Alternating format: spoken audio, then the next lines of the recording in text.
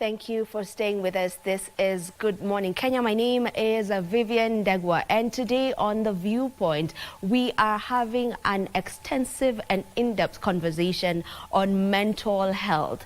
Now, in Kenya, mental health is a significant health concern, and it contributes to 13% of the overall disease burden in this country. So it is just the right conversation to have. And this time round, we are looking specifically at mental health awareness in the disciplined forces, and we have part of them right here in studio with us. If I may begin by introducing them. On my immediate left, we have Immaculate Muthui. Immaculate Muthui is an employee wellness manager at KWS. Welcome to the program. And right next to Emmanuel, we have Emuria Branded Lorua, who is a chaplain at KWS. Welcome to the program. Thank you. And then right next to him, we have SP Peter Mbui. And Peter Mbui is a mental health champion, NYS. Welcome to the program. Thank you. I'm glad to be part of the conversation. Thank you. Amazing. And that is not it. I have my colleague with me, and he will be introducing the rest of the people we have in studio here today. Mike. Indeed, Vivian, the conversation is going to be robust, and on my far right, I'm joined by Dr. Josephine Wanza, OGW, who is the Commissioner of Prisons. Thank you for making time.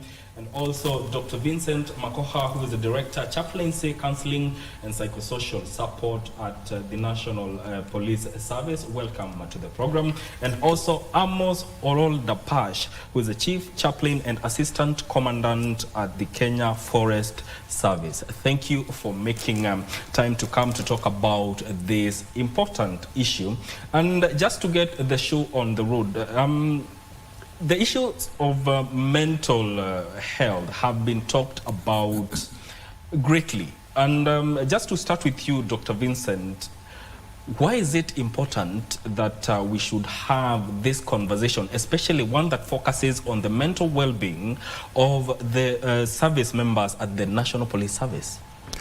Yeah, it is important because everything revolves around our thinking faculty. It is where we determine many things. We make decisions by our mental well-being.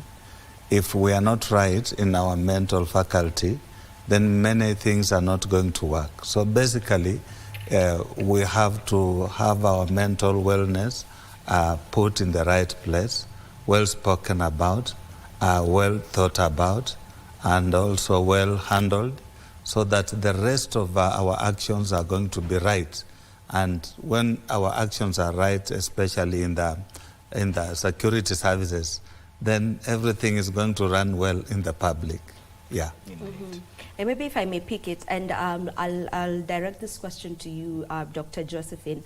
Do you feel like mental health is really given enough priority, specifically in your area?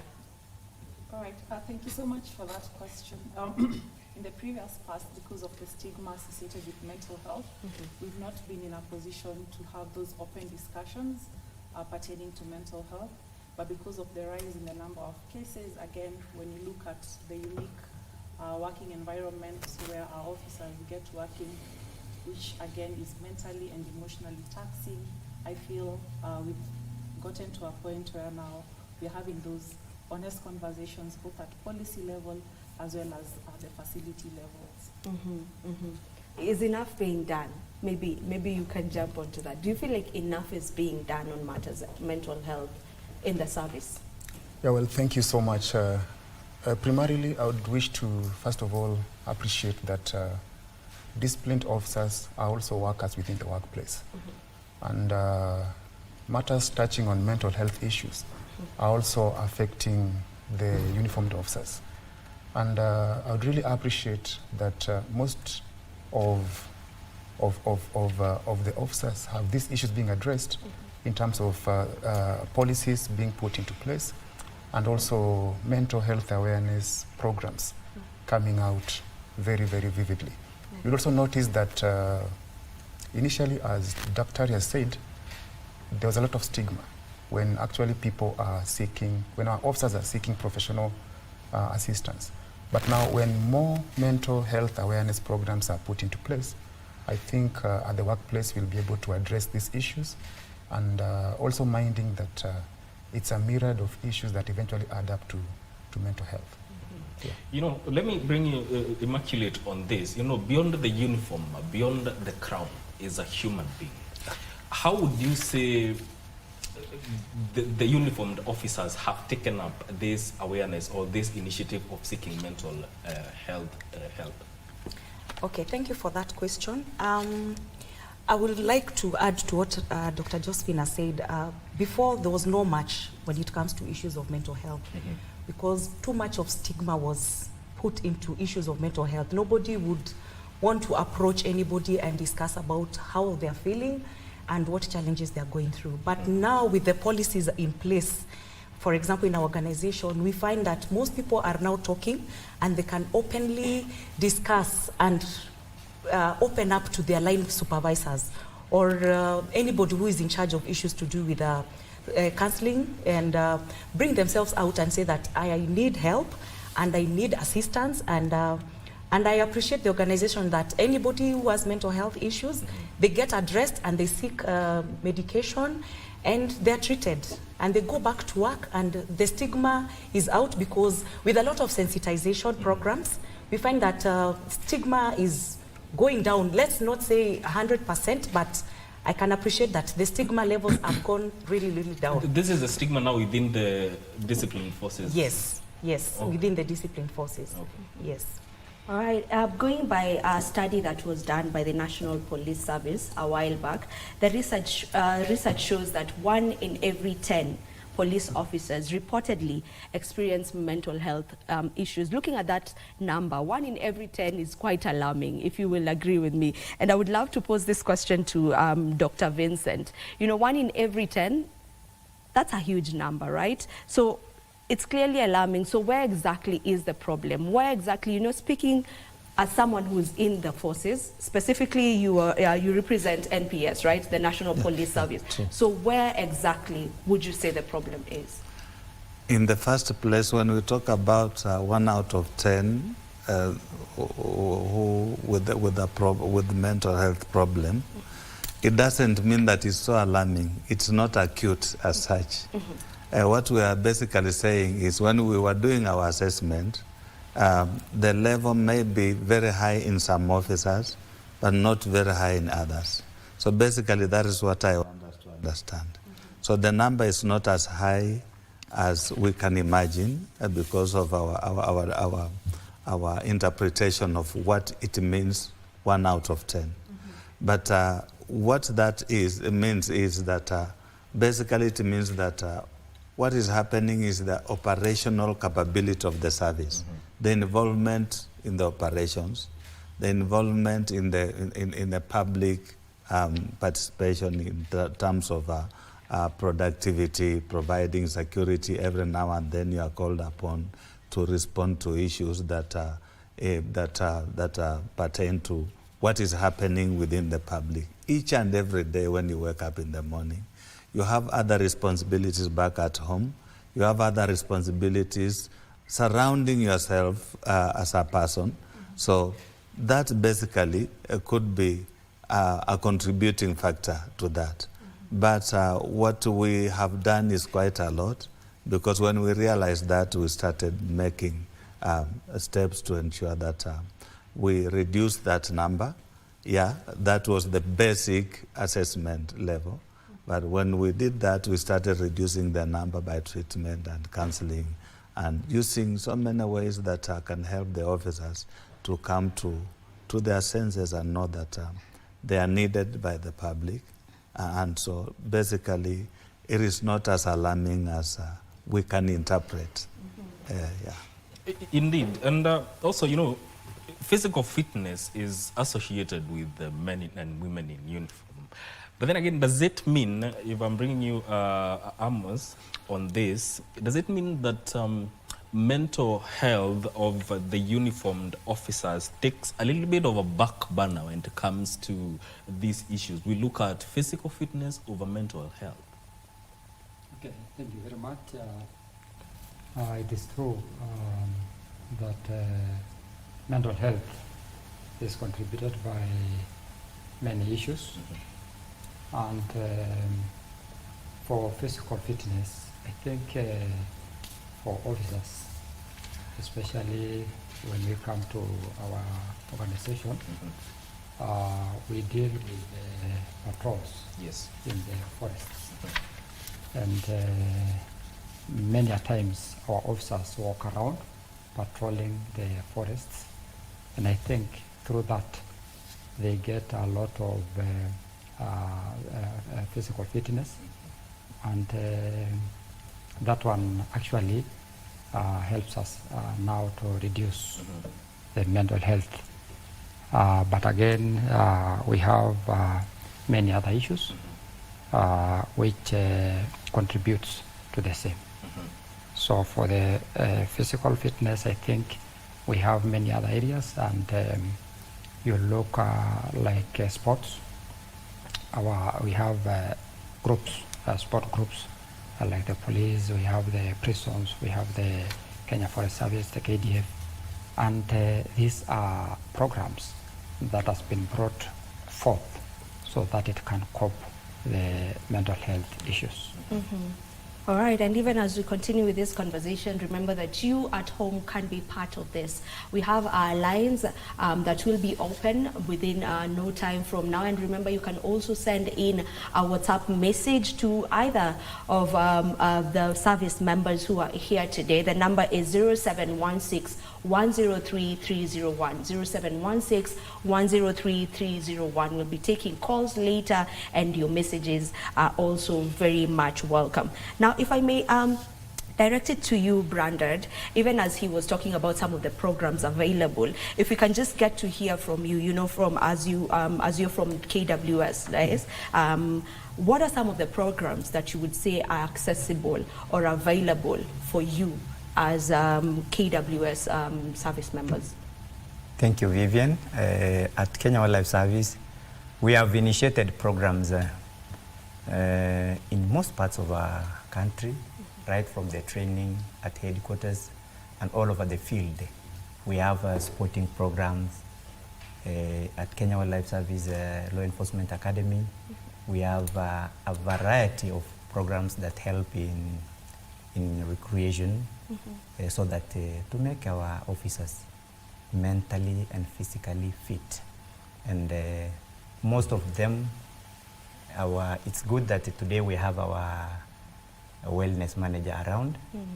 She's exactly the one who provides all of this to our officers in the field. And with your permission, kindly allow me to ask her to join in on that. Yes, Immaculate. Well, you know, as he's put it, you are their wellness manager. So how does that look like? Okay, I want to add on what he was talking about, the sports activities. So what we found out that helps in mitigating issues of mental health and issues of substance abuse in the organization is having sporting activities in the field areas, because some of our rangers are active from 8 to 5, and they live in the parks. I think all of you understand where our parks are, and they don't have time to go to a shopping center. So to mitigate issues of alcoholism and mental health, to improve on their mental health, we came up with sporting activities. And some of the activities include volleyball and volleyball, netball, and darts and football.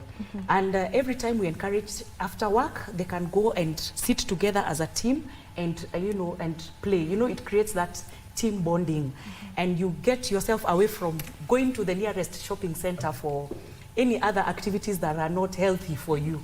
So for us as the wellness office, we ensure that we check with every station, every HR in every area. What do you need as your area? What is workable for you in your area? If it's football, we even have tournaments. We participate in many tournaments in volleyball and football, and that has really helped us and has reduced issues of mental health in those areas. Yeah. And before I even hand it over to Mike, maybe to you, Dr. Josephine, as the Kenya Prison Service consultant psychiatrist, when we talk about the discipline forces, people see these strong men. You know, you assume these are strong people. They've gone through very vigorous training, so they should be strong. I mean, what do you mean you're having mental health issues? So just as a psychiatrist, probably, do you feel like men in the disciplined forces, men and women in the disciplined forces, are open to come and talk about their mental health? Is that something that is happening? And just how well do you, or is it being made for them? How open is it for them to also to just be able to speak about it and not be looked at, you know, you're perceived to be strong. So what do you mean? So thank you for that question. First of all, let me just clarify, in as much as men and women in the disciplined forces appear to be strong, we are still genetically predisposed to acquire mental illnesses, and it's that environmental trigger which might again predispose one to succumb either to one or two mental issues. So for my organization, we've had robust systems to just come in and support our officers, one being existence of peer support groups, especially for officers with other chronic illnesses. As you're aware, chronic illnesses again are associated with comorbid mental health conditions. Additionally, we also have a robust chaplaincy and spiritual care where officers can seek these services internally within the station level. We also have a very interesting medical and counseling services. And to top it up, we recently were onboarded on a very good medical cover that allows our officers to access mental health services. Additionally, we've also collaborated with other county as well as national stakeholders to come up with a mental health policy that is specific for the correctional setup, because currently that was not in existence, and we relied heavily on guidance from the Ministry of Health. So those are some of the issues we've put in place to just try and address mental health concerns. But overall, one arcing theme is that we've tried to just have that open conversation in as much as we operate in an environment where there's that ranking system, sensitizing our officers from the top level, that's our directors, the regional commanders, the station in charges, to just understand where these people are coming from and view mental health as a concern, not necessarily as a disciplinary issue. So those are some of the issues that we've put in place and measures we've put in place to just try and curb this menace that cuts across not only within the disciplined forces but across the society. Indeed. And you know, something Vivian has said about men and women in disciplined forces perceived to be strong. Bwana Amos, do you think this has contributed to stigma that makes some of them not speak out? Just before he gets to answer that question, let us take a break. We'll be back in a few, and remember our lines are open 0716 103 301. We'll be back after the break.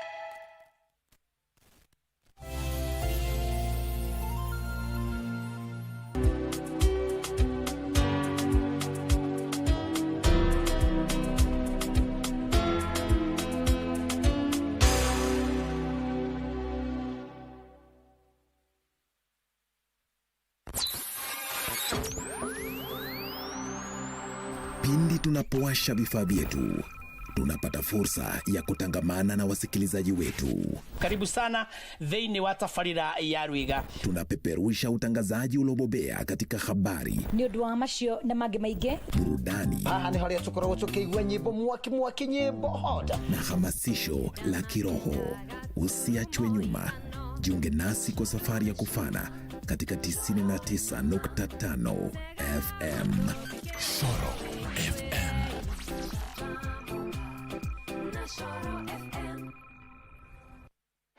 The world of governance is vast and can be alien to the ordinary man on the street. critical issues are going to be discussed. From white papers to policy positions, it is easier to get lost in the labyrinth of words.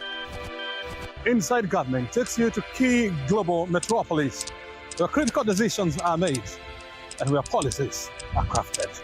We interview policymakers and senior government officials to highlight and enumerate government policies and projects. We take a deep dive into the underbelly of complex red tape to demystify policies across the country, across the world. Join me, O'Brien Kimani, on Inside Government, only on KBC Channel 1. From the bliss of new beginnings to the trials of commitment, this is a celebration of resilience, passion, and the power of togetherness. Join us as we unravel real-life stories, because every journey deserves to be cherished, for better, for worse, on KBC Channel 1.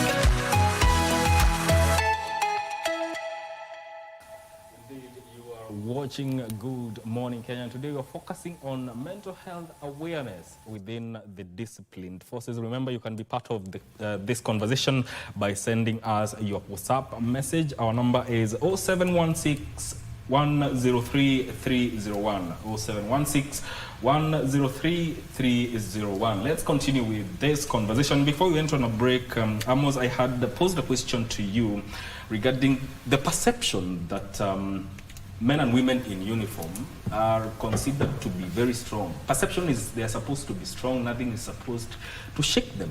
But then again, does this contribute to the stigma of them not coming out to speak about these issues? Thank you. It is true, men in uniform are strong, especially because of the trainings that they are taken through in the paramilitary trainings. And coming to these health issues, I think it is personal issues which affects both the strong and the weak. And therefore, coming now to the discipline services, because of that strength that I am an officer. Sometimes I think it will contribute being shy, coming out to speak that I am affected in this area. So I think actually it might contribute.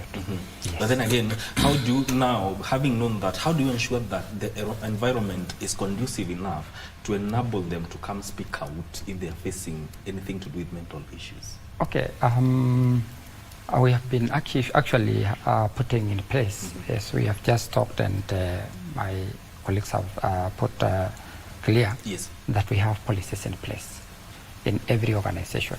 And when we come to Kenya Forest Service,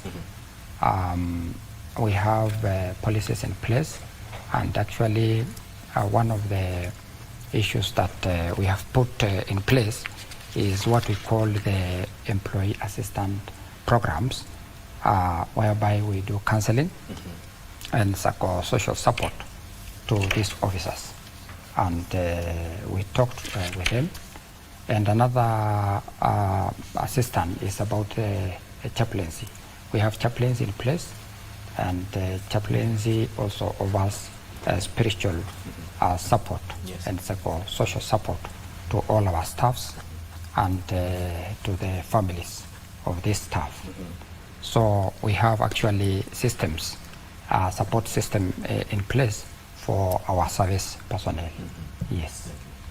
All right, now if we go by the statistics that are there, and even just by just viewing and being able to see the stories that we get to see on several occasions, most of the ones who are affected are the junior officers. Maybe just why is this the case? Is it because now they are not able to freely interact with their seniors? just maybe what would you say is, you know, the reason as to why the juniors are more affected when it comes to mental health issues? Peter. Well, thank you, Vivian. For me, I would really say that maybe the leadership structures that we use, you see, for example, you'll find that in the military organizations, it's actually autocratic. Sometimes it's top-down. And you'll notice that we really say that the juniors would come out and open up strongly if the top management would actually engage in active listening. Yeah. And you'll find that many a times the juniors are just fresh from the training programs. Yeah.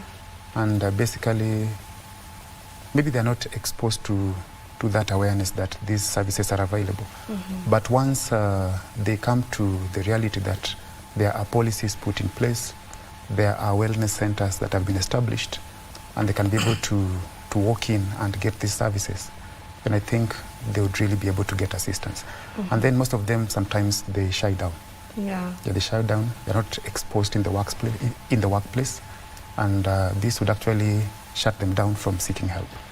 So the responsibility we have is to create more awareness. I said that the bottom line is create more awareness, sensitize more, and people who are actually lying under stigma will be able to open up and come out. Mm-hmm. It actually begins with a conversation. Yeah. Yeah. Maybe Immaculate, you can add on to that, you know, as a wellness manager, just what more do you feel should be done in order to also make sure that the mental health, you know, wellness of the juniors is also just well taken care of as much, and they don't kind of feel inferior, too inferior from the seniors, and also open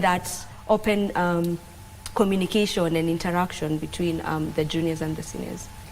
Okay, first, what I would want to appreciate with my organization is in our current strategic plan, the 2024-2028, what they have done is there's an enhancement of issues of employee wellness and employee wellness programs to all employees to enable, to support both the junior and the senior. You know, sometimes what I see is, for us, most of the seniors, we feel like the problems are not with us, are for the junior.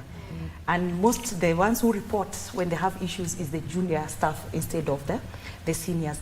But what we've done as an organization is we have a very a good sensitization program. We encourage everybody within our organization to have the email address for the organization, because we have what we call a wellness day, where we sensitize everybody about our programs, yeah, and where to report and when you have issues. So that one, for us, we've not seen a challenge where that we can say that our officers, only the junior reports, but for us is everybody.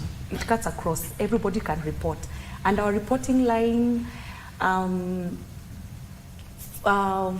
For that, the reporting starts, it can either be an individual report, or it can be from, you know, your line supervisor or the head of such a department. So I cannot say that it's only our junior staff who are reporting with issues of mental health. Ours cuts across to all cadres. Yeah. Okay. Let me throw this to Dr. Vincent. At what point do you start mental health programs? Is it at the point of once you have taken recruits, as they train, it's part of the training, or it's after they have graduated, now they're on the job? We start at the training. Immediately after recruitment, we let them know that the kind of training they're going to go through, mental preparedness, so that when they find anything difficult, it doesn't become something new. Because when there is you meet unexpected, something you have not been told about, that is when you start reacting to it. Now, so we start at immediately after recruitment, we have to tell them what we are going through, what we will do all through. We may not tell them the details, but we are going to we usually tell them to be prepared for hard times ahead. because we are going to train in order to protect the society. So we need to be harder, a little bit higher than the rest of the society. So we prepare them that way. But those who start suffering from mental illnesses, we start helping them to heal through counseling, through some other psychosocial activities, so that we let them run through the program up to the end. So basically, it is about the beginning of training up to your retirement level. Yes. Now, Dr. Vincent, through the programs that you have so far, what can you say has been the impact of these efforts? Yeah, we have had a great impact, a very positive impact, because you look at the reactions there before and after sensitizing the officers, you realize that there is our productivity at work is very high. The reaction between the public and the police has changed. You can realize even nowadays somebody threatens to beat a police officer and the police officer looks very calm. Yeah, you realize the other day on TV in Isiolo, somebody was trying to provoke a police officer and he was just calm. It is because of the kind of preparedness, the sensitization, what we tell them about the public and themselves. And so it helps them running. And even in operations where people expect things to be very difficult, you have lost a colleague, yeah, on your immediate right or left, but you're still fighting on. You have been prepared to go through it, so you don't shake, you don't tremble. You fight to the end. Then after that, you are debriefed. Then life continues because you have to continue working. You have to continue serving the country, and you have to continue even serving your own family. Yeah. All right. From our lines, if I can just go through some of the messages that are coming in. This one says, hello, I'm Limo Vincent, currently in Naivasha. I was in NYS, but what brings mental disturbance is when you need to go for a pass. You are denied to meet with the people of your family. That is one of the things he says brings that mental disturbance, as he puts it. And I will allow either of you to jump onto that. But before you do, if I may just read maybe two more, then we can have you answer.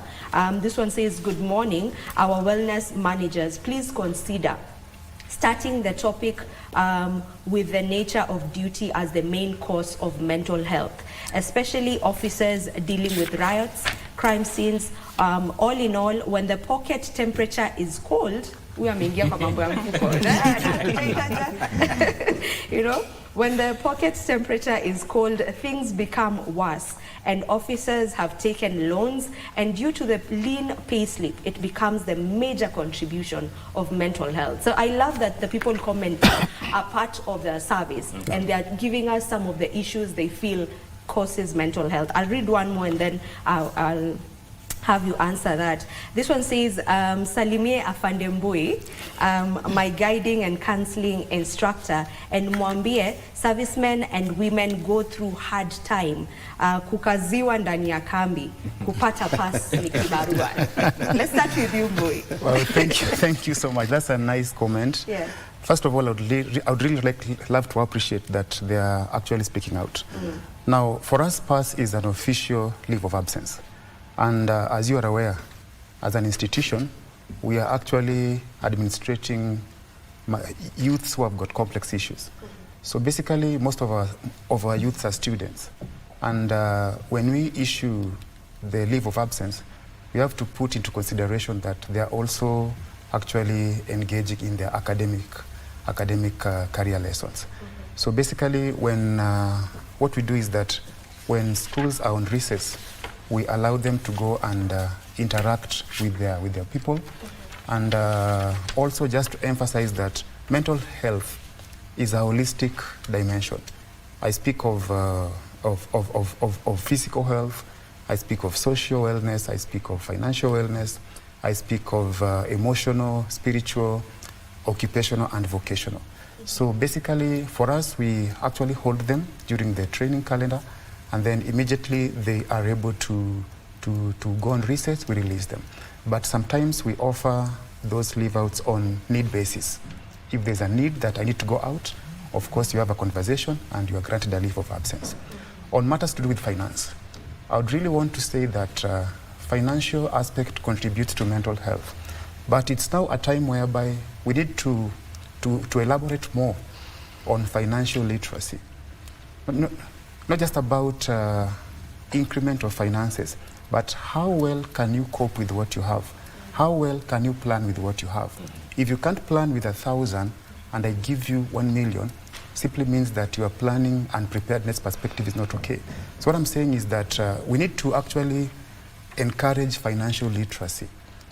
Tell our people not only to save, but save to invest, and also have other avenues of actually developing their wealth portfolio. Okay. Yeah. All right. Someone brought up the issue of the nature of duty, you know, as being one of the factors that may contribute to mental health issues, especially those dealing with riots, crime scenes. And I would love you, Daktari, to jump onto that. Well, excuse me. Well, as you've noted, the uniqueness of the nature of work performed by each of our officers from the different forces, particularly for Kenya Prison Service, you find officers supervising and interacting with a potentially violent population. And this can be tasking and draining on their emotional well-being.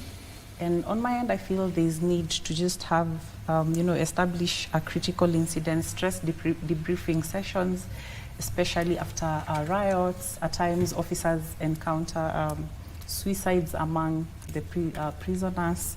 Additionally, we've also had violent incidents within prisons. So there's that need to have active debriefing sessions to just deal with what these officers have gone through. Additionally, again, the conversation around seeking mental health care, I feel there's a lot of hesitance in terms of seeking these services. And the reason for that is we've not really quite actualized that open conversation about I'll have to cut you mental short a health. bit. We have a caller. We have a Jackson. Jackson, if you can hear me, good morning. Tuko salama. Do you have a question for us or it's a comment? Go ahead and ask or comment. Yes.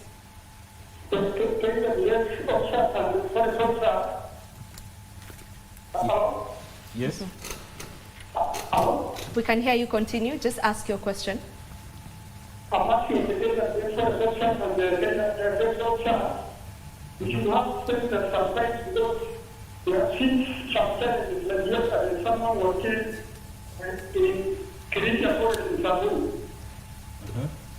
wondering how she should be trained on how. Continue. Oh, I think we lost him. Did you get what he was saying? I didn't get clearly, but I think he was talking about something to do with there was someone who was killed, matters KWS, but I didn't get to hear till the end. Yeah, but there's a comment here. Someone is saying the problem is chain of command in the forces. Some officers fear to tell their problems in public.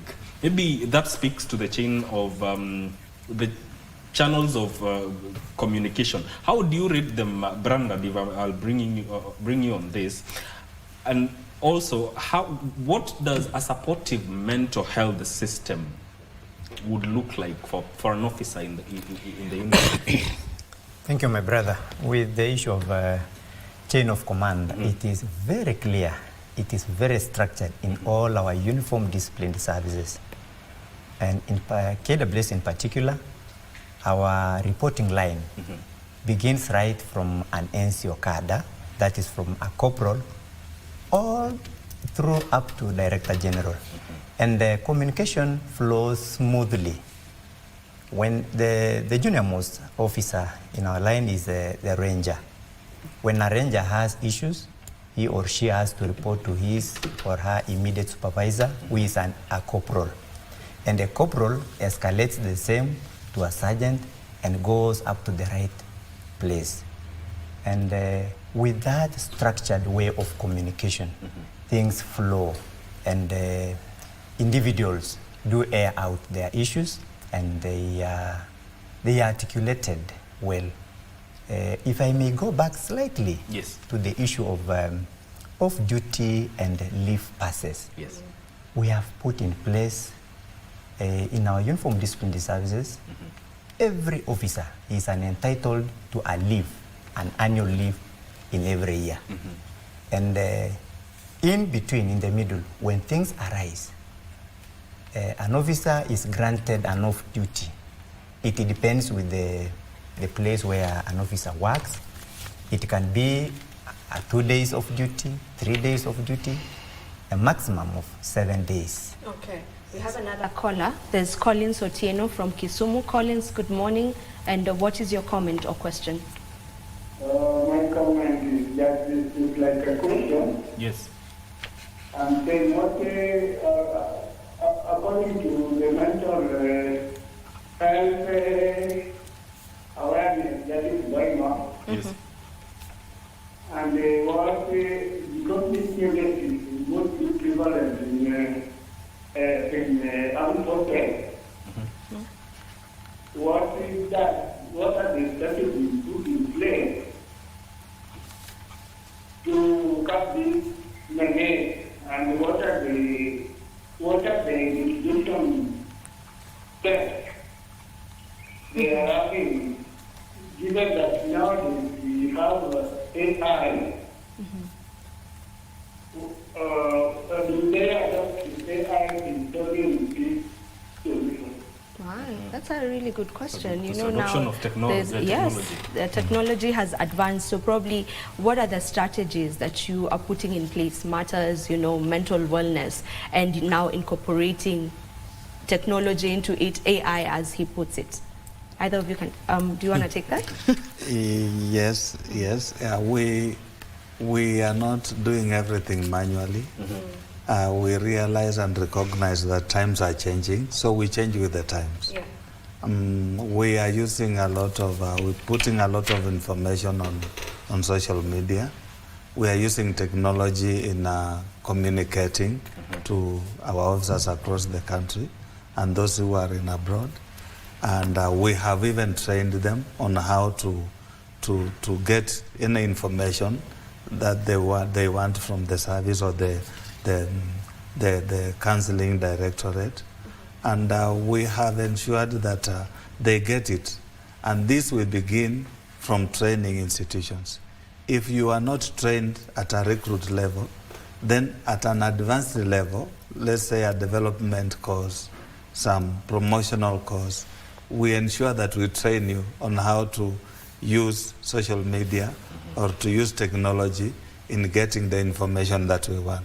So we post the information there, and then whenever you get there, you find it ready. Yeah, so basically that is it. And we have also developed a system where if you want to be counseled, for example, using AI, we have a system, a software. We have not yet opened it to the whole world. Because recently somebody wanted to steal it, so we were very careful about it. It's a very good, robust system where once you join it, then you immediately join it, then you pass your information. My name is Vincent. I work at National Police Service Headquarters. And then they will ask you, I will ask you, what is your problem, Vincent? Then you tell them, my wife quarreled me this morning. Yeah, so what do you want to do? I want to shoot her. Then they will start communicating with you. Okay, let's take this caller before we lose him. We have Jeremiah. Jeremiah, good morning, and what is your comment or question? Good morning. Morning to you. My comments are first, George. Yes, Jeremiah, go on. My comment goes on the issue of on how we are doing recruitment processes. Right? Yes. We find that most recruits to different services, but they have a different view and we need to look on the mode of training. Counseling should be actually implemented mostly in our colleges at the initial stages, so that every recruit understands the nature and the role he or she is going to have outside. Others have done recruitment purposely to safeguard their family interests, where we have a lot of nepotism, self-interest in that somebody goes there to provide security in terms of family wealth, family resources.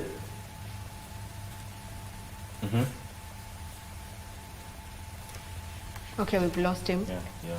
But he's talked about several things. The matter of nepotism in recruitment, and also I feel there's something that is very important that he touched on, and I'd love to know, is counseling or mental health awareness part of your training, you know, from the get-go? As he said, it should be from the start, from the schools, from the colleges, from the training sessions you have.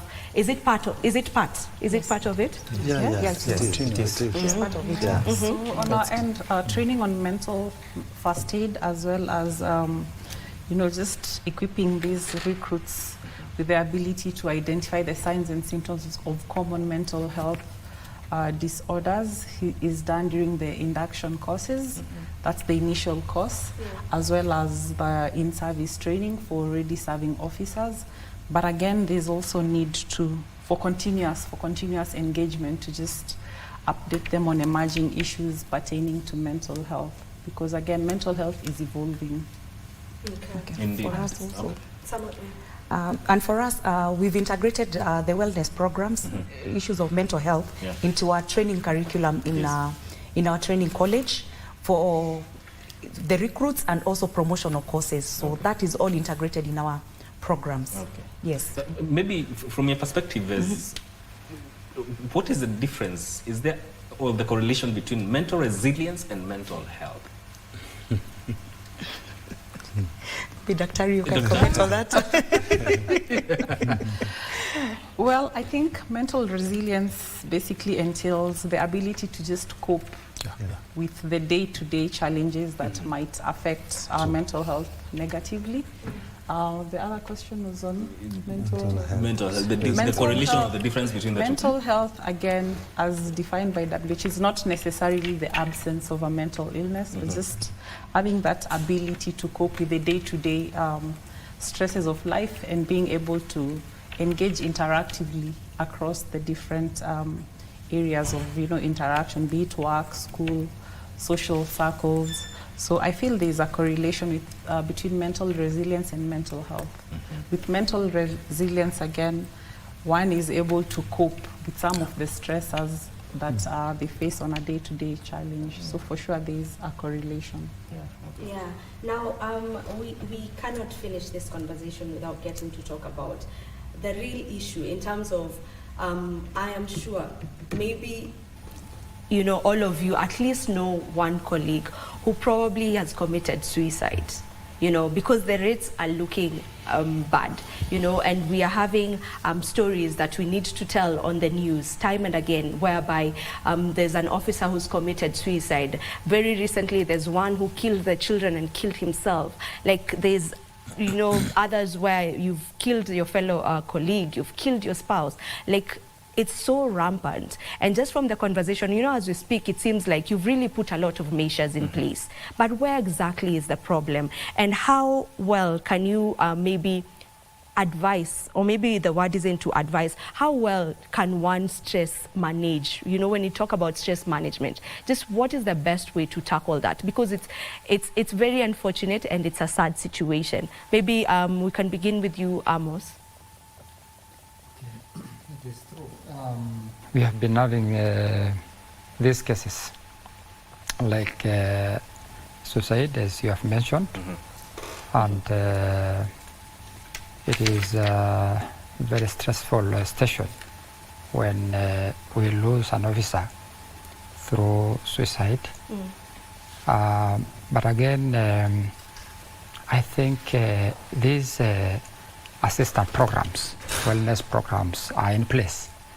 And we have been trying all that we can, and to say that our officers live their lives to the fullness.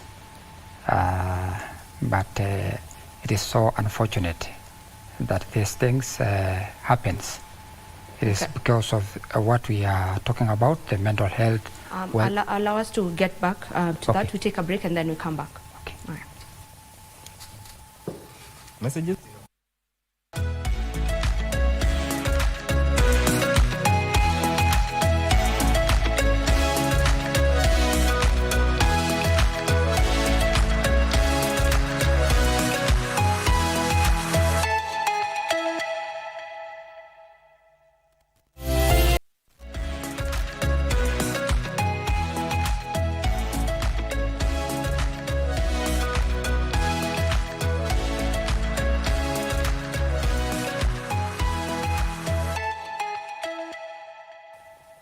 Welcome back, and thank you so very much for staying with us right here on Good Morning Kenya, The Viewpoint. Before we took that break, the question I had asked was on why do we have so many rampant cases? Like, why are we having cases of officers committing suicide, killing their spouses, killing their children? Like, why is it so rampant? What exactly is the problem if everything seems to be, put in place as we have gotten to hear from the officers who are here? So maybe if I can just hear from, Amos has talked about it. So maybe if we can hear from you, Brandon.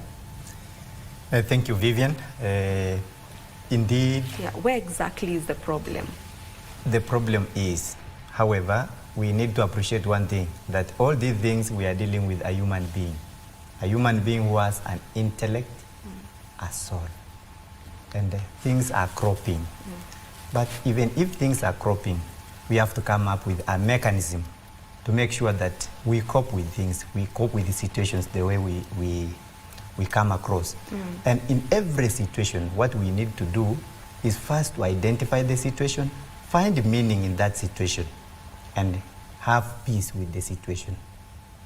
And that's why we thank God that in every organization we have our wellness programs, we have our psychosocial support specialists, and even though these things come out, our officers are ready to help our people who do experience these issues. And that's why today we've had an opportunity to come with our wellness manager, and that's why I was of opinion that she helps. All right, so maybe for you as a wellness manager, my question to you would be, what's the best way to tackle stress management? Because we all go through stress, and I can only imagine the kind of stress that the men in uniform go through. I'm sure it is, crazy, So just what's the best way to go through that? Okay, thank you for that. I think I'll add on to the one comment that I made before. It's to normalize issues of sensitization, because with information giving, people can understand that these are my stressors and this is how I'm supposed to deal with the issues. Then two is the sensitization of senior management and line managers, because when somebody has a mental issue, there are those signs that you can tell that actually this person has an issue. What are the signs? How do I look at these signs? You would find somebody has totally changed, and they've become moody, they have become antisocial. So it's us to sensitize the managers and the line supervisors, even the junior staff. Yeah, if you see somebody who has changed character and behavior, where do I report? And the good thing is they know where to report. Then we normalize. For us, we've normalized the issue of seeking help. And when they seek help, like Dr. Josephine was saying, they have a good medical scheme that assist employees with even mental challenges. Us also as KWS, we also have the same. We have a good medical scheme that assists employees either with medical issues, depression and alcohol. And if it's an extreme issue, we have rehabilitation programs. So that one has really helped us to deal with issues of stress and mental challenges in the organization. Yeah. Okay. Now, the messages are coming in, so many of them, and let me read some of them. Morning, Salimia Afandembui. Swali langu ni why is it that hatupei savings zetu even after tumetoka service. I personally nilipigiwa simu kuhusu savings zangu but sijai ona pesa, please. Maybe you respond to that. Yeah, thank you so much. Maybe to respond to that, I would actually request the caller to actually follow up with our department and actually find out whether he or she actually went through the processes very well. And if maybe there were some documents that were missing, they're able to make those amendments. Yes. Because I believe that the savings are there and he or she will get it. Let me read another one. Hi, I'm Titus Lisutsa from Nairobi. Say hi to Dr. Makoha. A very good leader. I find him to be my role model. Main cause of these mental issues is low payment, poor living conditions, hostile leaders, staying away from family for long period of time, and sometimes lack of appreciation from within and without. Maybe you could say something on that. Yes, first I appreciate the compliment. Yes. Secondly, I want to say that when we talk about low payment, like what my colleague Mbui said, yes, it is not the amount of money that you have that makes it low. It is how you use it. I was employed those days when salary was very low. Then I was a very junior officer, and we had those senior officers who had really organized themselves very well. So in terms of money, it is about your financial management, personal financial management system. We have a caller. Sorry yes. for interjecting. We have Collins. Collins from Kisumu. Good morning, Collins. Good morning, Collins. If you can hear me, what's your comment or question? Okay, I think we've lost him. You can go on. Yeah, we have very good. We need to have the training on personal management system is very important. So financial management system, which is trained throughout from recruit level to the highest level. So you need to know how to manage your finances. Even if you are given $1 million shillings and you don't know how to use it, then it will be a problem. So about the other issue?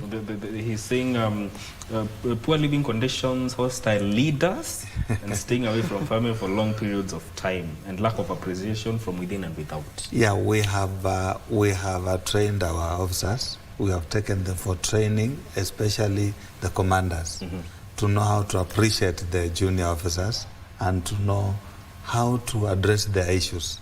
So in terms of hostility, I think that one is reducing. It's reducing very fast. And then the other thing, poor living conditions. Yes. Of course, living conditions is the environment within which you live and work. Yes. In police, and I believe in all the services across, we are trained to live under all conditions. So the so-called poor living conditions should not... have to interject you. Yes, we yes. have a caller, Kefa. Kefa, good morning. Good morning to you, madam. Very well, thank you. Thank you for calling in. What's your question or comment? Thank you. Go ahead. I'd like to note the following issues. Yes.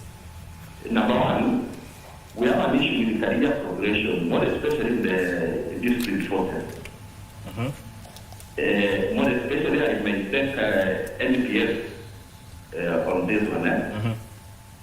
We have people who have taken loans and advanced academically, and the promotions are not forthcoming. I wish Dr. Makoa would be in a position to address some of these things. Yes. Another thing, the district forces is not able to differentiate between job groups and promotions maybe to other levels. Yeah, you can work in the same rank for a long time, but why can't you advance in job groups? You move from one job group to another one, like our other families are doing. Honestly, how can you serve for over 20 years in the same rank with a green record. That's a green file, you have advanced academically, and you are not moving. Okay. All right, thank you. Who will take I that? think It wasn't clear. All right. Yes. Okay. Yeah, take it. Oh, fine. About career progression. Yes.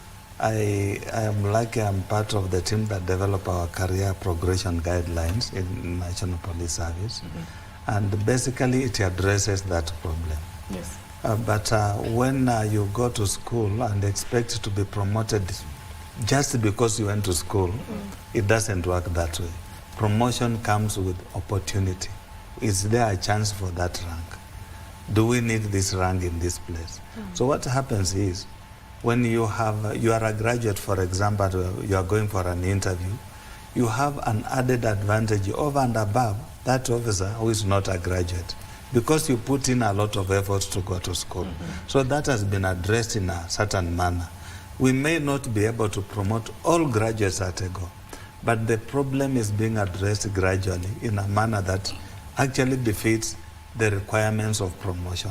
Because promotion is not just about you are a graduate. I can give an example of myself. I went to school, I didn't know there were promotions for graduates or something like that. So I just did it because I wanted to get knowledge to perform well in my area of deployment. And that was my interest. So if you go to school in the first place, what is your purpose? Is it to be promoted or to get knowledge so that you can be able to perform well in your area of work? So once you understand that, then the issue of you are a graduate or so and so will not work. Because right now in National Police Service, almost half of the officers are graduates. Suppose we decide to promote all of them, then it will mean we will not have a worker. And the worker is that constable. Yeah, that's the one who makes us become National Police Service, really. All Yeah, right. thank you. Okay, allow me to go through the messages that are coming in. I'll begin with this one. He says, good morning. The truth is majority of these senior leaders don't have knowledge on what mental health awareness is. The work pressure from them is too much and they don't even care. Some of them have the poorest of leadership skills, just the seniority part of it. This one is annoyed, tough. You know. Yeah. So I'll read some of them, and then maybe I can throw some questions to you from the messages. This other one is, this is Cornelius, ex-NYS, and now serving in the U.S. Army. I must compliment the good work the National Youth Service are doing, but kindly make sure that the people who are moving out of the service at the end of the terms have something to engage in. I was totally depressed when out of NYS with nothing to do. Let's have the other discipline absorbing them. Bwana nilifukuzwa, amesema mpaka bwana. Bwana nilifukuzwa on ground eti huyu ni wa NYS akiwa Kenya Police. This is akiwa ameenda Kenya Police. This is a very informative topic. I work with the uniformed officers, KPS, as a counselor. By having this topic itself is a step towards reforming and healing in the area of mental health for our officers. I urge the information to flow from the most top to the junior levels, like they all embrace it. It's not just for those drug addict officers or rejects, as they label it. I'll read maybe two more. The problem is chain of command in the forces. Some of the officers fear to tell their problems in public. Imagine you expose yourself to your fellow teammates about what you're suffering from. The whole camp will know what you are suffering from, and some of the bosses don't want juniors to come direct to them to discuss their problems and give solutions. That's a lot. There's a viewer here who has sent another message saying... just before that, we have a caller. Charles, good morning. Good morning. All right, what's your comment or question? What I can say is, what I just want to say. Yes. Yes, we can hear you. Go ahead. Yes, go ahead, Charles. We can hear you. First of all, I just want to thank all the officers who gave me, because that's a good impression. Being an officer coming and and joining us in this conversation. I just keep it up, and God will always be with you whenever you do your work. First of all, coming to my quiz. Yes. I would say that this mental illness is everywhere. What the officer who can try to do, yes, they can try to every position to have a who get all the officer. In the bigger than happening in every station in this country. Because this thing is coming very fast. Because all the officers in this Kenya are families of women being hard time. Whenever there was a time I saw a person has been knocked over by a car, and then those officers they came, they took the body and put it in the car and take them to the mortuary. That's what I'm saying. It's good to every position to have a very understanding incident so that you can help officers. That's what I just wanted to say. All right, thank you so much, Al. Let me read two messages, and one of them here is saying, good morning, I'm very happy with the program. My concern goes to Afande Peter of NYS. Mental health mostly encountered ex-NYS under officers. After exiting the service upon completion of the contract, can they put in place measures of securing job opportunities for NYS products? That is Victor Kadoya. I think you respond to that. And this is Cornelius ex-NYS and now serving, I think you have read that. Yeah, I think you can respond to that. Yeah, thank you so much. Now, let me say that as NYS, we have come up with job linkages programs, whereby we are seeking opportunities for our youths who have exited the service, within and without. We are undertaking interviews with external employers, and we have made sure that most of our youths are getting employment within the global world. Number two, we are talking about, I want to say that there's a caller who has appreciated that he's working now with the US Army, and he has appreciated what NYS has done. So what we do again is that we are actually encouraging business startups, whereby our youth can, after acquiring the relevant skills, be able to go out and create job opportunities and also become employers. As we say that it begins with a small step, a single step, though the journey is a 1,000 kilometers journey.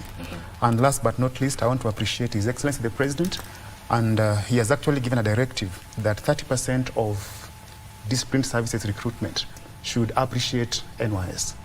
So like right now we have got the prison recruitment exercise, and there's a slot for NYS because I've seen in the advertisement we have got NYS as a center. So we are doing what we can do to ensure that our youths are able to fall in place and develop this country. Okay. Let me ask you, Amos, are there measures that are in place to maybe once after service you follow up on the officers, especially those that have gone through mental health awareness programs? After retirement? Yes, after the contract is over. Okay. Maybe for us, Kenya Forest Service, it might be different with NYS, because maybe NYS, after 2 years, 4 years, building the national and doing some courses, they are given to the community. But for us, when we employ in permanent and pensionable terms, that somebody works up to the retirement stage, that is 60 years. Now, after 60 years, somebody now exceeds, but even before that, somebody can volunteer to retire early.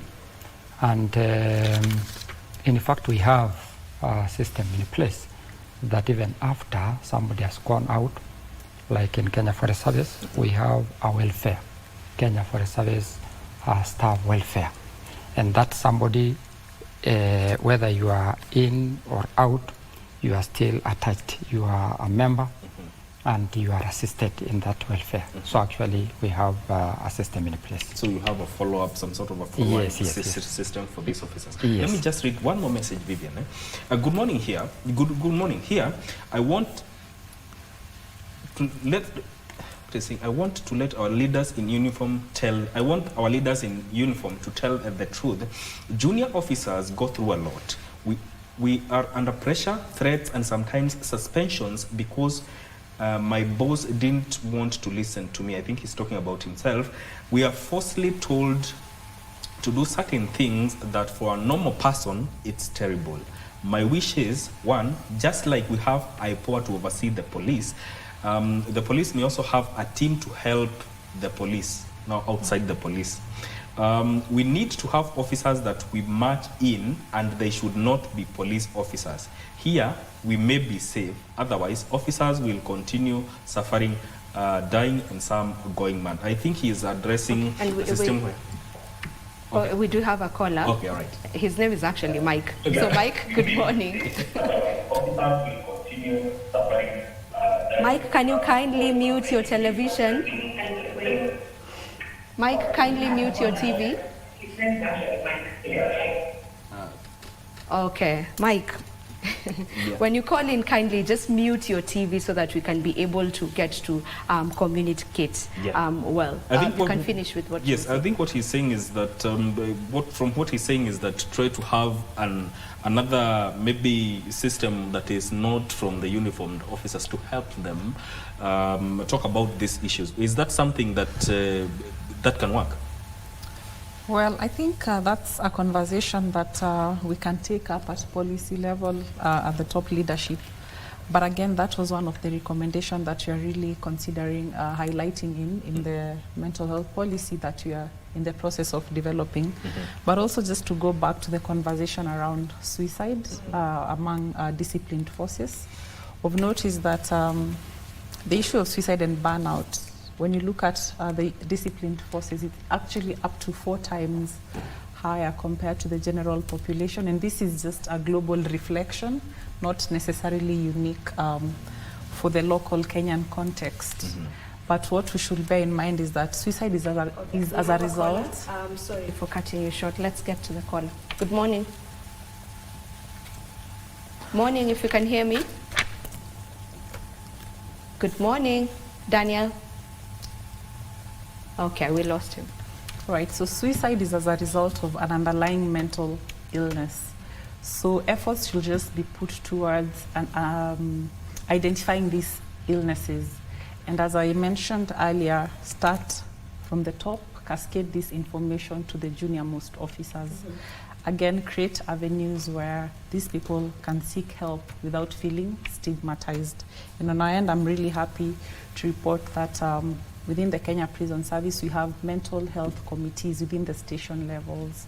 And the committee membership is comprised of religious leaders, the welfare officers, representation from the health facilities, as well as the officer in charge, to just get to have that conversation and understand that at times an officer will miss even work, not because of discipline cases, but as a result of an underlying mental illness. And from that committee, again, they're able to be linked to the necessary health care.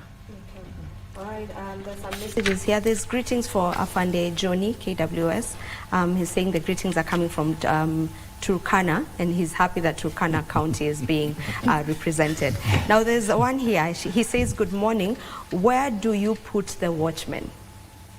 The only difference is that we are not armed, but still undertake more or less the same training path. Secondly, why is it always men in service? It's long since we heard of a lady going mental. By the way, where do we place the watchman? We are Mekuja kuulizia, and his name is Oscar from Gigiri, UN Gigiri. So where do we place the watchman? They are under private security. I'm being told to take this call before you get to answer that. Good morning. Good morning. Can you hear us? Good morning. I think we've lost him. Okay. We seem to have lost him. Yeah. Watchmen fall under private security, and they have their organization. But we collaborate. We work with them, because when we are doing patrols, of course, we link up, we talk. We liaise on issues of security, and sometimes we share some information together. So when we are doing debriefing or briefing, sometimes we do it together. So we may not be able to do all that the police do for their people, but we at least are able to reach out to them. Yeah, so in terms of private security, there is a way that we relate. Okay. And then I wanted to address two issues that came up.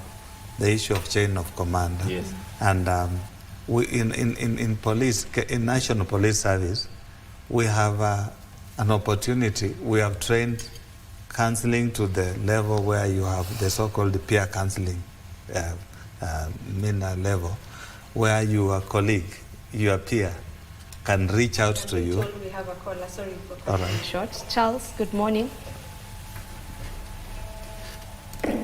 Good morning, Charles, if you can hear me. Good morning. Go ahead and ask your question. Yeah, we can hear you. Yes, Charles. Go ahead, Charles, we can hear you. Okay, Charles ni kama hatupati. Yeah. All right, let's go on. Yeah, the peer counseling is where your colleague, age mate, rank mate, you are able to interact, to talk about issues that come up.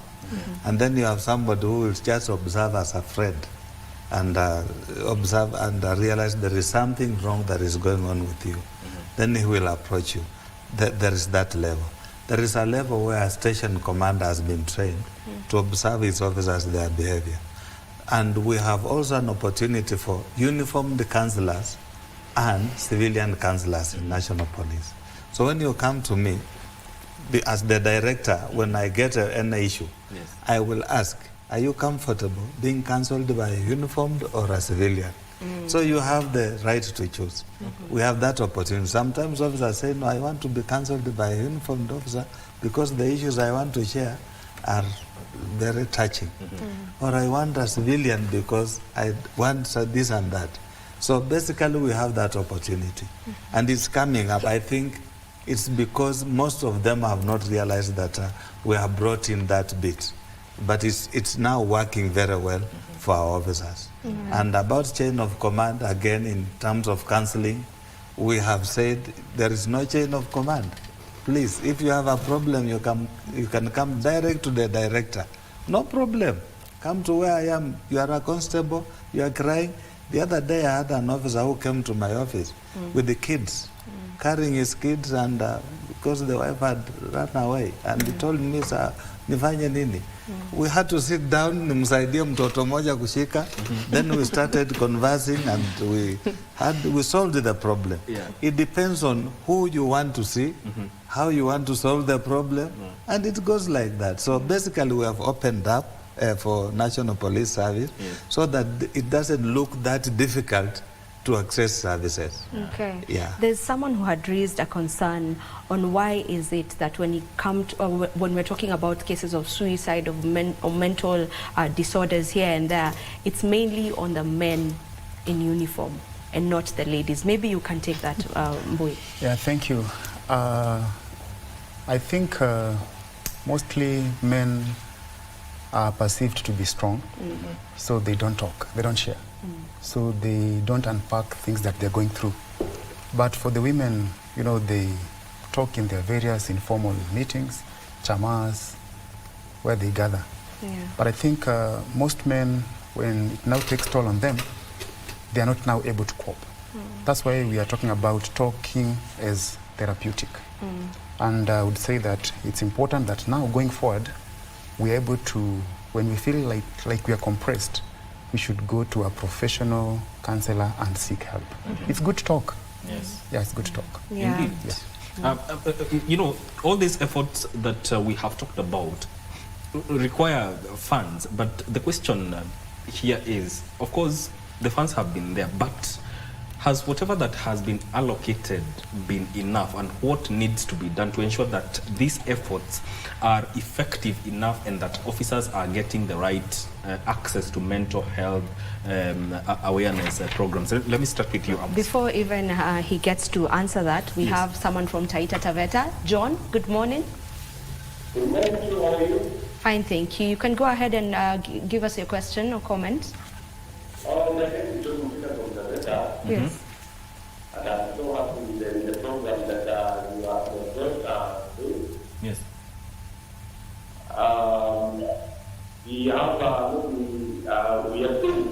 issues as uniform. Most of them are like unapoti wamekona familia zao na wanaishi mbali sana na familia zao, na unakuta kwamba hapo kazi ya family na wakirudi nyumbani unakuta kama mtu hata wakiona nafasi kwa wawezi kupewa hata sometimes waenjoy wa have good time with their family.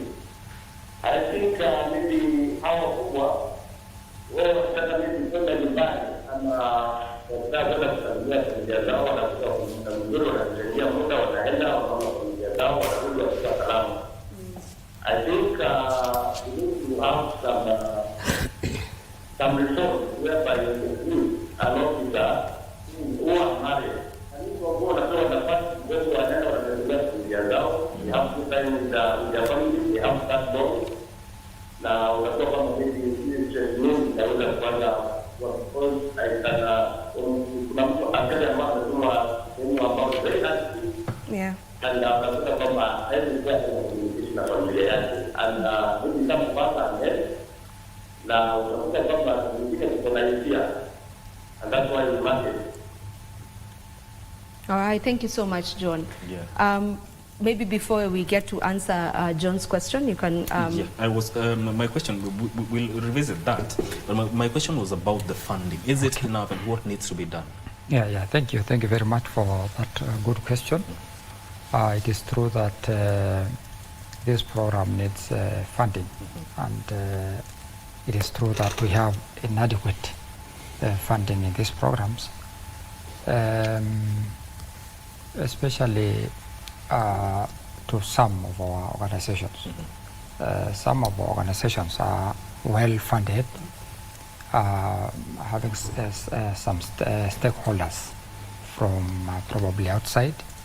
And recently we had a meeting in our organization that we want to benchmark with our brothers, the KWS. Yes. Because they have some stakeholders who are funding their wellness program. But with the little we have, in fact, we are doing all that we can to see that our officers are helped, are assisted. But again, there's much that we need to do in terms of getting funds to now assist them fully. Yes. Dr. Makoha, the caller that we just had talked about reforms surrounding or revolving around being given permission to go to have good a time with their families, especially for officers who are living in far-flung, who are working in far-flung areas. Yeah, we do that. We do that depending on the operational capability of the numbers that we have in the operation area. For example, in far-flung areas, if you are working there, instead of being given 7 days, you are given 14. But double more over and above what the rest of the colleagues are given. Because you stay for long, sometimes you are given a whole month, and that's not a leave. It is pass leave or off. That's what in the other language. That is away from the normal away from leave the on normal contract. leave, yes. If you get that permission, you are not restricted to 7 days, because we know that you have been there for 3 months or 4 months, you have not visited your family. So you go and make up some of the things that you did not do. And besides that, a part of our training is endurance, yeah? And you can endure in that area for some time. It's not very difficult. We cannot say that you are denied completely, but at some point you understand yourself, understand the environment, endure. But when you are given the opportunity, you are given for a longer time than the rest of the colleagues. So that one we are doing it. It doesn't look like we are really doing it very well. But from where I sit, I see the officers are being given enough time to visit their families, say hi to them, do what they want to do, then come back. Then after a period of time, you are transferred back home, or in other areas where you can be able to regularly stay with your family. Yeah. All right, we'll take this final message and then you give us your final remarks. This one, she says, good morning. My question is on KWS. KFS, sorry. I'm a wife to one of your officers, and my question is, how come someone stays in one position for 20 years plus without moving? Eating on the same plate for 20 years. Kenya Forest, mnipandishie tu hata kidogo mtu wangu. You know? He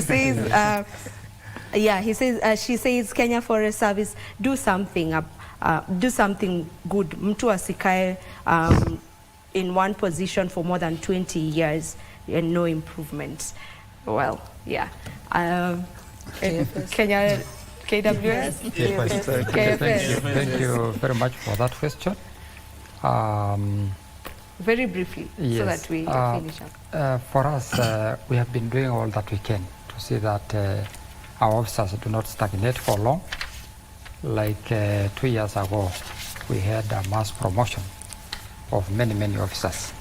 And the few probably who have been left out, maybe one like the one that she's mentioning. Yeah.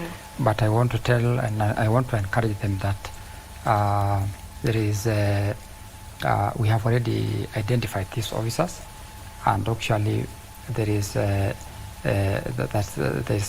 committee in place that is working out to see that officers from 90s going down 2000 and going down to 90s to 80s, late 80s are being promoted. Okay. So actually the program is in place. Okay. Yes. We take your final remarks, 30 seconds each. Let me begin with the lady. Okay, thank you very much. I appreciate the forum. At least for me, I've picked one or two from other forces, and also it's a forum where now anybody who did not know that we have mental health programs in any of the forces can now has learned something from us. Absolutely. Thank you. Thank you so much. Thank you, Vivian. I appreciate this program. And what I wish to inform the entire public is that there is no health without mental health. We need to identify our issues, create meaning in our issues, and then we address positively and we live at peace. Finally, with our people, our colleagues whom we work with, who have acquired their papers, whether diploma, degree, master's, there outside. We did not go there to acquire all these degrees or credentials to be promoted at work. We went to acquire skills and competencies in order to help us in our areas of jurisdiction where we've been deployed. Okay. Thank you so much. All right, Bui. Yeah, thank you so much. I would really say that I appreciate the conversation, and basically allow me to say that mental health is a holistic approach. We need to address underlying factors like physical health, the need for physical activity, exercise, nutrition, and also mindful thinking. Talk about emotional health, how we understand our stressors and be able to cope. There are things that you cannot change. So we pray that you have the serenity to accept them and grace to change that which you can change. Talk about spiritual wellness. Sometimes we need to understand that we need to address our issues with the sovereign being. Talk about social wellness and social health, the place for family, friends, people who add value to you. Talk about environmental health, whereby the places that you occupy, the places that you visit, they actually add up to you. Talk about occupational health. Do you love what you're doing? Because a place can be toxic simply because you don't appreciate it. And then eventually talk about intellectual wellness, whereby appreciating the need for adding value and continuous improvement of yourself, and eventually you will actually be somewhere. All right, thank you so much. Dr. Josephine. Thank you so much for this, again, this opportunity to just discuss the unique challenges that face officers working within the disciplined forces. And also, it's been a great opportunity to just highlight the existing structures, support structures that are accessible to our officers. But in conclusion, I feel we need actionable strategies to support the mental well-being of disciplined officers. Thank you so much. Dr. Makoha? To my fellow officers out there, I want to urge you to share information. Don't die alone. Don't die with it, because a problem shared is a problem half solved. And to the public, I want to ask you to know that you are us and we are you. So please support us in our mental health endeavor to ensure that our disciplined services are well cared for, so that they can give a proper feedback to the society. Thank you so much. Amos.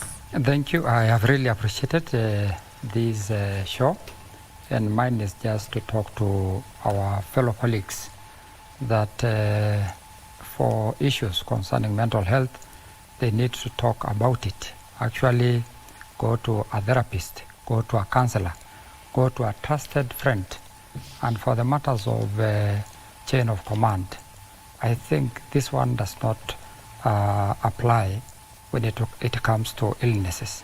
We want to argue that go straight to the director or to any one of us. We are available to help you. Thank you. Thank you so very much to each one of you for gracing us with your presence this morning on talking about this very needed conversation. Thank you so much once again. And this is where we get to end the viewpoint and this particular conversation that we've been having, that is mental health awareness in the disciplined forces. Thank you so much for to each and every one of you for tuning in. Remember, Good Morning Kenya does not end here. It gets to continue.